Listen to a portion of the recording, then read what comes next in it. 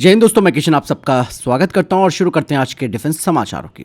दोस्तों यहाँ पर पहली अपडेट बहुत ही इंटरेस्टिंग आ रही है और यहाँ पर दोस्तों अगर मैं आपको बताऊं कि भारत के पास अब एक ऐसा हथियार आ चुका है जो पहाड़ों के पीछे छिपे दुश्मनों को आसमान से सीधा गिरा सकता है, वो भी बिना उसे दिखे। जी हाँ दोस्तों, मैं बात कर रहा हूँ ब्रह्मोस ब्लॉक 3 की असली स्टेल्थ ताकत के बारे में। मतलब साफ हो गया है दोस्तों, ये मिसाइल सिर्फ समुद्र या फिर ओपन ग्राउंड के लिए नहीं बनी, ये हिमालयन वॉरफेयर के लिए एक गेम चेंजिंग माउंटेन किलर है। आप में से बहुत कम लोग ये बात जानते होंगे कि 2015 और 2016 में ब्रह्मोस के कुछ ऐसे टेस्ट हुए जो किसी दूसरी मिसाइल सिस्टम ने कभी नहीं किए थे और इस टेस्ट में ब्रह्मोस ब्लॉक 3 का परीक्षण किया गया था। पहाड़ों के पीछे छिपे हुए टारगेट्स को इसने स्ट्राइक किया। मतलब टारगेट सीधा सामने नहीं था, माउंटेन रिज उससे पूरी तरह ब्लॉक कर रही थी। लेकिन दोस्तों ऐसे में ब्रह्मोस ने क्या किया, पहले वैली के अंदर लो एल्टीट्यूड में उड़ान भरी, फिर अचानक एक कंट्रोल क्लाइंब करती है मिसाइल और फिर नियर वर्टिकल डाइव करती है, यानी कि ऊपर से सीधे टारगेट पर ये गिरी, जैसे पहाड़ को फांदकर अचानक से आसमान से किसी ने हमला कर दिया। और इस तरीके का कारनामा दुनिया में सिर्फ कुछ मिसाइलें ही कर सकती हैं। हिमालयन वॉरफेयर में दोस्तों एक सबसे बड़ा प्रॉब्लम है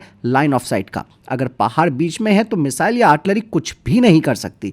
लद्दाख, अरुणाचल प्रदेश, इन जगहों पर दुश्मन कई बार अपने बंकर्स और कैंप्स रिज लाइन के पीछे छुपकर रहते हैं। लेकिन अब ब्रह्मोस ब्लॉक 3 ने दोस्तों ये पूरा एडवांटेज इनका खत्म कर दिया है। मतलब अब पहाड़ कोई ऑब्स्टेकल नहीं है बल्कि एक रास्ता बन गया है। ब्रह्मोस ब्लॉक 3 की सबसे बड़ी ताकत है नियर वर्टिकल टर्मिनल डाइव। ये मिसाइल वैली में लो फ्लाइट करती है, रडार उसे डिटेक्ट नहीं कर पाते।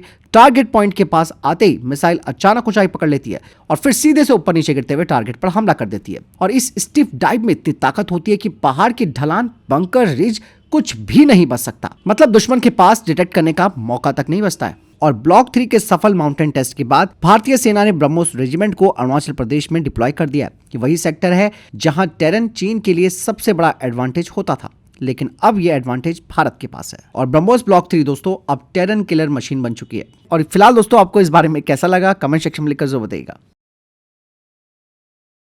इसके अलावा दोस्तों भारत ने अपने सबसे नाजुक इलाके सिलीगुड़ी कॉरिडोर को अब ऐसा किला बना दिया है जिसे छूना भी दुश्मन के लिए नामुमकिन है। नए मिलिट्री बेस, नई ताकत, सब कुछ यहां पर बदल चुका है। सिलीगुड़ी कॉरिडोर यानी कि चिकन नेक अब ये चिकन नहीं है बल्कि पूरी तरह से फोर्ट्रेस बन चुका है। भारत ने यहाँ पर 3 नए मिलिट्री बेसेस बना दिए हैं, रैपिड डिप्लॉयमेंट फोर्सेस तैनात कर दी हैं और अब ये पूरा इलाका बन चुका है India's most fortified eastern gateway. आपको पता है कि सिलीगुड़ी कॉरिडोर से 22 किलोमीटर चौड़ा है जो पूरे नॉर्थ ईस्ट को बाकी के भारत से जोड़ता है और चाइना इस पर नजर गड़ाकर बैठा हुआ है। लेकिन अब जो 3 स्ट्रेटेजिकली प्लेस्ड बेसिस बनाए गए हैं उनमें लचित बोरफुकान मिलिट्री स्टेशन जो कि धुबरी आसाम में है, दूसरा किशनगंज बेस बिहार, तीसरा Chopra forward base West Bengal. ये तीनों बेसिस ऐसे रखे गए हैं कि पूरा कॉरिडोर ओवरलैपिंग कवरेज में आ जाता है, यानी कोई भी मूवमेंट छिप नहीं सकती। नाउ आपके मन में सवाल आ रहा होगा कि भारत इतना एग्रेसिव क्यों हो गया। जिसका कारण है बांग्लादेश में पॉलिटिकल चेंज का होना। जिस तरीके से बांग्लादेश J-10C खरीदने की तैयारी कर रहा है, चाइना पाकिस्तान के करीब जा रहा है और इवन तुर्की के साथ तो आप सबको मालूम है कि बांग्लादेश के संबंध कैसे हैं। इससे भारत को साफ मैसेज मिला है कि ईस्टर्न फ्रंट को अब कमजोर नहीं छोड़ा जा सकता। यहाँ पर दोस्तों भारत ने सिलीगुड़ी कॉरिडोर में एडवांस सर्विलांस इक्विपमेंट्स भी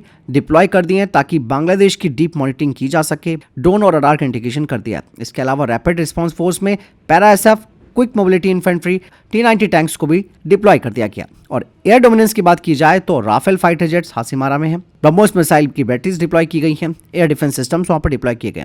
यानी कि दोस्तों पहले भारत यहां पर डिफेंसिव था लेकिन अब भारत प्रोएक्टिव डोमिनेंस में आ चुका है। और सबसे बड़ी बात, जो चोपड़ा फॉरवर्ड बेस है दोस्तों सबसे खास है, वो बॉर्डर से सिर्फ 1 किलोमीटर दूर है। फॉरवर्ड ऑपरेशन के लिए परफेक्ट माना जा रहा है। यहाँ से डायरेक्ट क्रॉस बॉर्डर सर्विलांस हो सकती है। पैरा एसएफ का रैपिड स्ट्राइक स्टैगिंग पॉइंट बन सकता है। इस बेस की वजह से कॉरिडोर अब 0 डिले रिस्पॉन्स जोन बन चुका है। दुश्मन चाहे ड्रोन उड़ा रहे हो, ट्रूप मूवमेंट करें या फिर फाइटर डिप्लॉय करें, भारत तुरंत जवाब दे देगा। ये पूरा कॉरिडोर दोस्तों त्रिशक्ति कोर संभालता है जो कि लगातार आपने देखा होगा कि लाइव फायर एक्सरसाइज कर रहा है। हाई मोबिलिटी आर्मर ड्रिल्स की जा रही हैं, mountain plus river terrain training हो रही है। यहाँ पर T-90 का एडेप्टेशन हो रहा है, रियल टाइम सिनेरियो सिमुलेशंस किए जा रहे हैं जो ये दिखाता है कि भारत सिलीगुड़ी कॉरिडोर को किस सीरियसनेस से डिफेंड कर रहा है।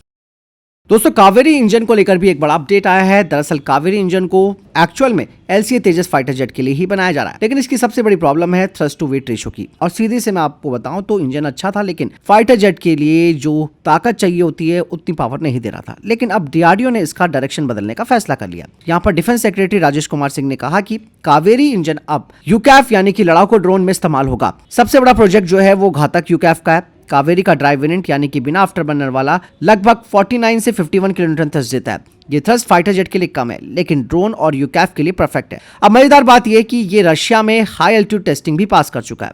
अब डीआरडीओ इस इंजन टेक्नोलॉजी को प्राइवेट कंपनीज को देने की तैयारी कर रहा है, क्योंकि सरकार को 87 मेल ड्रोन्स चाहिए और इन ड्रोन्स को बनाने के लिए 24 भारतीय कंपनियां बोली लगा चुकी हैं। डिफेंस सेक्रेटरी खुद भी हैरान हो गए कि इतनी सारी कंपनीज आगे आ गई हैं, जो ये दिखाता है कि भारत की ड्रोन इंडस्ट्री कितनी तेजी से ग्रो कर रही है। हालांकि डीआरडीओ अब बिल्कुल नया 120 किलोन्यूटन जेट इंजन बनाना चाहता है। ये इंजन हमारे एएमसी फाइटर जेट के लिए होगा, जिसमें कि आप सबको मालूम है कि फ्रांस के साथ हमारी बातचीत काफी एडवांस लेवल पर पहुंच गई है। लेकिन यहाँ पर कावेरी इंजन पर भी काम चल ही रहा है। 140 घंटे की ग्राउंड टेस्टिंग हो चुकी है, हाई एल्टीट्यूड टेस्टिंग पास ही कर चुका है और ड्रोन के लिए जो थ्रस्ट टारगेट है वो भी पास कर चुका है। तो मतलब साफ है दोस्तों, भारत दो तरह से काम कर रहा है। कावेरी को यूकैव और ड्रोन के लिए इस्तेमाल करेगा इनका, दूसरी तरफ 120 किलोन्यूटन थ्रस्ट क्लास का नया फाइटर जेट इंजन भारत बनाएगा। ये दोनों ही मिलकर भारत को इंडियन टेक्नोलॉजी में सेल्फ रिलायंट बनाएंगे। दोस्तों, आसमान में लड़ाई अब सिर्फ हवा में नहीं होती। दुश्मन ज्यादातर अपने फाइटर जेट्स को हार्डन एयरक्राफ्ट शेल्टर के अंदर छिपा कर रखते हैं, लेकिन डीआरडीओ ने अब एक ऐसा हथियार बना लिया है जो इन स्टील कंक्रीट के किलों को भी बेकार कर देगा। वो है रुद्रम 2, मतलब भारत की नई hypersonic air launch precision missile, जो दुश्मन के सबसे सुरक्षित एयरबेस तक पहुंचकर अंदर खड़े जेट्स को मिशन किल कर देती है, यानी कि उन्हें उड़ान भरने लायक तक नहीं छोड़ती है। मिसाइल स्पीड मैक 5.5 है, 300 से 350 किलोमीटर की स्टैंड ऑफ रेंज है, 250 किलोग्राम का पेनिट्रेशन कम ब्लास्ट वॉरहेड ही ले जा सकती है, all weather IR seeker plus INS plus GPS, यानी कि दिन रात हर मौसम में सटीक निशाना लगा सकती है। Su-30 MKI तेजस रफाल से इसे लॉन्च किया जा सकता है। दरअसल दोस्तों, चाइना और पाकिस्तान ज्यादातर अपने फाइटर जेट्स को ऐसे बंकरों में छिपाते हैं जिनमें होता है 1 से 2 मीटर मोटा फेरी कॉन्क्रीट, ऊपर मिट्टी की मोटी परत, 2000 पाउंड बम सैनिक की इनकी क्षमता होती है। ऐसे बंकरों को पूरी तरह खत्म करना मुश्किल होता है, लेकिन रुद्रम 2 ने तो पूरी स्ट्रैटेजी ही बदल दी है। रुद्रम 2 दोस्तों, ये पूरा बंकर गिराने नहीं आती, बल्कि अंदर खड़े जेट्स को उड़ा देती है और हैंगर को कई दिनों तक ऑपरेट ना होने की स्थिति में ले आती है। हालांकि भारत भविष्य में रुद्रम 3 और रुद्रम 4 पर भी काम कर रहा है। रुद्रम 3 की रेंज 550 किलोमीटर होगी। रुद्रम 4 जो कि बड़े वॉरहेड के साथ आएगी, इसकी रेंज भी काफी ज्यादा होगी।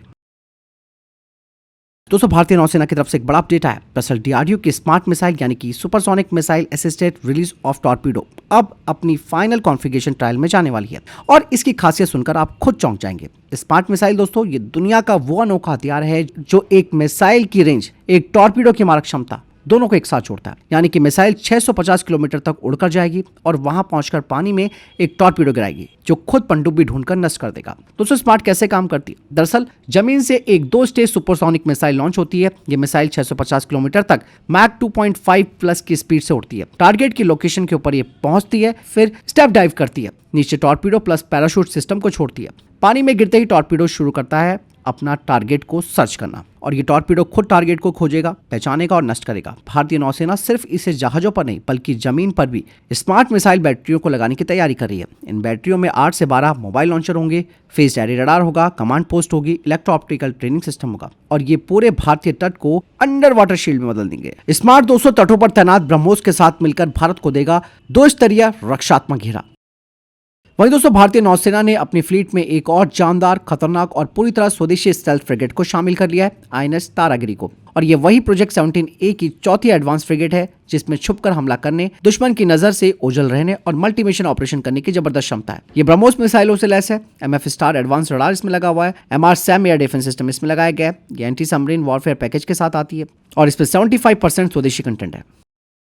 दोस्तों, हाल ही में नेशनल सिक्योरिटी समिट के दौरान भारतीय वायुसेना के टॉप अधिकारी ने कहा कि इंडियन एयरफोर्स इस समय ये गहराई से अध्ययन कर रही है कि AMC बनने तक 5th जनरेशन क्षमताओं का जो गैप है उसे कैसे भरा जाए। इस दौरान एयर मार्शल आशुतोष दीक्षित ने कहा कि अभी हम किसी खास विमान पर बात नहीं कर रहे बल्कि ऑपरेशनल जरूरतों का अध्ययन कर रहे हैं। मतलब दोस्तों, इंडियन एयरफोर्स अभी किसी एयरक्राफ्ट का नाम नहीं ले रही, लेकिन 5th जनरेशन गैप को भरने की योजना है वो एक्टिवली चल रही है। AMC में दोस्तों आप सब जानते हैं कि टाइम लगेगा, 2035 के आसपास ही इसका प्रोडक्शन शुरू होगा और इस बीच हमारे पड़ोसी देशों के पास stealth fighters, network combat system, advance sensors और लंबी दूरी के हथियार तेजी से बढ़ जाएंगे। इसीलिए इंडियन एयरफोर्स पर प्रेशर है कि टेक्नोलॉजी को बैलेंस बनाए रखें। हालांकि किस ऑप्शन पर बात हो रही है इस बारे में उन्होंने कोई राय नहीं दी, लेकिन डिफेंस एक्सपर्ट्स कहते हैं कि Su-57 और F-35 इन दोनों में विचार किया जा रहा है। इवन भारत तो यूरोपियन 6th जनरेशन प्रोग्राम में सहयोग भी करना चाह रहा है। यहाँ पर दोस्तों एयर मार्शल दीक्षित जी का बयान स्पष्ट करता है कि इंडियन एयरफोर्स इन सभी संभावनाओं पर अध्ययन कर रही है, लेकिन अभी कोई पक्का फैसला नहीं लिया है।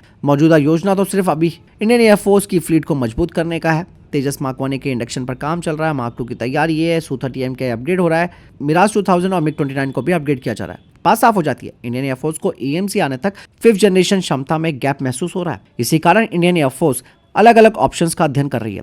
किसी भी एयरक्राफ्ट पर अपना कोई निर्णय अभी उन्होंने नहीं लिया। फिलहाल दोस्तों, आपको क्या लगता है कि इंडियन एयरफोर्स को किस एयरक्राफ्ट पर, जो कि 5th जनरेशन का है, उस पर फोकस करना चाहिए? कमेंट सेक्शन में लिखकर जरूर बताइएगा। तो इधर तक के टॉप डिफेंस अपडेट वीडियो के सामने कोई प्रश्न जवाब है आपको सवाल कमेंट सेक्शन में लिखकर जरूर पूछिएगा। वीडियो को लाइक और शेयर कीजिएगा। जय हिंद, वंदे मातरम।